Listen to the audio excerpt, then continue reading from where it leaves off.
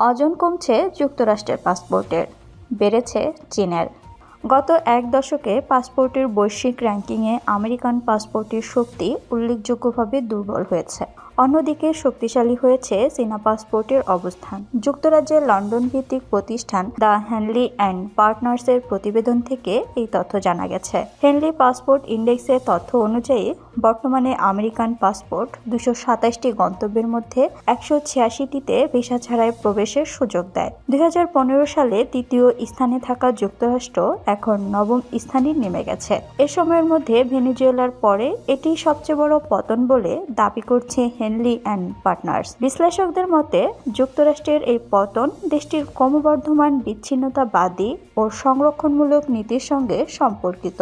বিশেষত দেশটির শুল্ক নীতি ও ব্যাপক বিতরণ নীতিগুলো এই অবস্থার জন্য দায়ী। গ্রান্ট হর্নটনের চীন শাখার অংশীদার ও অধ্যাপক টিম ক্লার্টে বলেন, ট্রাম্পের সরাসরি বৈদেশিক নীতিগুলো আমেরিকান পাসপোর্টের শক্তিতে সন্দেহের সৃষ্টি করছে। হেনলি অ্যান্ড পার্টনার্স জানিয়েছে 2024 সালে তাদের কাছে আসা অভিবাসন অনুরোধগুলোর মধ্যে 21% ছিল আমেরিকানদের। ধনী ব্যক্তিদের মধ্যে বিদেশে স্থানান্তরের প্রবণতা বাড়ছে। 2025 সালে প্রায় 1,42,000 মিলেনিয়ার স্থানান্তরিত হবেন বলে আশা করা হচ্ছে। চীন 2023 সালে 15,200 উচ্চ আয়ের ব্যক্তি হারিয়েছে।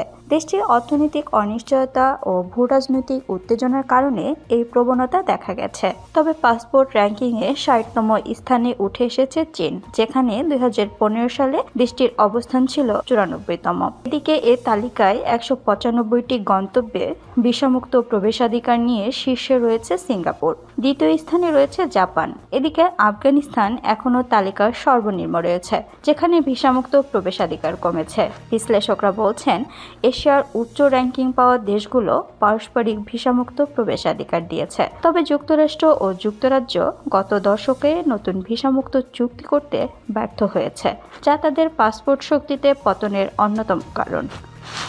বিশ্লেষকরা আশঙ্কা করছেন, ট্রাম্প আবারও ভ্রমণ নিষেধাজ্ঞা আরোপ করতে পারেন, যা তার আগের প্রশাসনের সময় মুসলিম প্রধান দেশ ও ভেনেজুয়েলা সহ উত্তর কোরিয়ার নাগরিকদের উপর প্রয়োগ করা হয়েছিল।